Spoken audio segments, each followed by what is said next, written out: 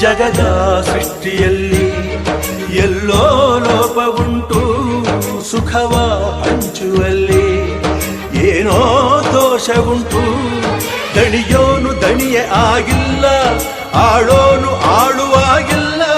ಪ್ರಜೆಗೆ ರಾಜಯೋಗ ಅವನೇ ದೊರೆಯು ಈಗ. ಲೋಪ ದೋಷವನ್ನು ತಿದ್ದಲೇಬೇಕು ಬೇಗ. ದುಡಿಯೋನ ಬೆನ್ನಿನ ಬೆವರು, ಲೋಕಾನ ಕಾಯುವ ಉಸಿರು.